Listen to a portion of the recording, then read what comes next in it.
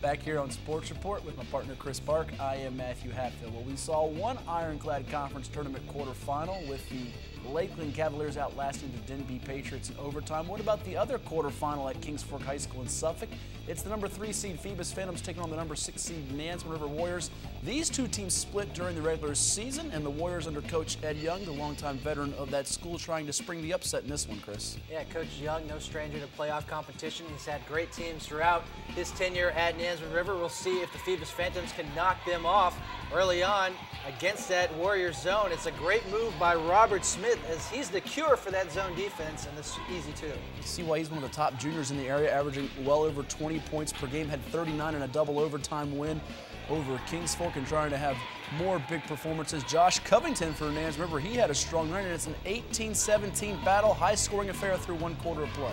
Yeah, for Nansemond River, they really are at a size disadvantage against this Phoebus team, but they've got great guard play led by Josh Covington as he scores once more. He's a junior coming from the football field, just like Smith, who will be back next year to do damage. And Phoebus, in transition, they're known for their abilities as Joe Addison finds the bucket. Speaking of a guy known for his football abilities, Addison on the football field, a great player, as well as on the hard court, as another shot knocked in by Phoebus. This time it's Robert Pedro with the score.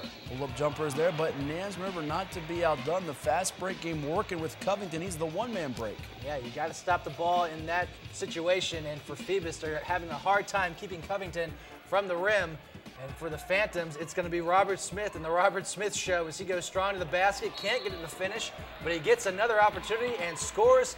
Count the basket plus the harm. He's athletic enough and strong enough physically to play volleyball at the rim, just throw it up and get the rebound against that Warriors team with not much height, and they have no answer or solution at all for him as he is in a groove, and Phoebus has a 12-point advantage at the break. Yeah, it's good looking like dire times now for the Warriors. Second half action as Phoebus again continues to attack the rim. This time it's Jamar Belchis with the score. And the guards for Phoebus helping out Smith, complimenting him well, breaking the Warriors' trap here. And Dwayne Marshall gets up and throws it down. The Marshall plan is to dunk it with two hands. Phoebus back the other way defensively is going to have to slow down Covington as the kick out corner three on the way is knocked home as the guards for Nansemond River getting into the action with Aaron Parker. That time he collapsed the defense, but it's a 16-point deficit for the Warriors heading to the fourth quarter. Could be a runaway, but not so fast, my friend. Nansemond River is not going to throw the towel in just yet. They swing the ball around the perimeter, and Matt Allman cashes it from three.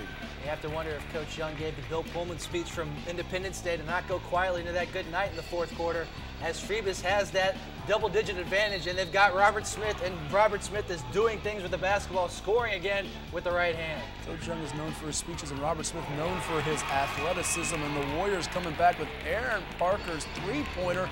A 16-point deficit has all of a sudden been sliced to 6.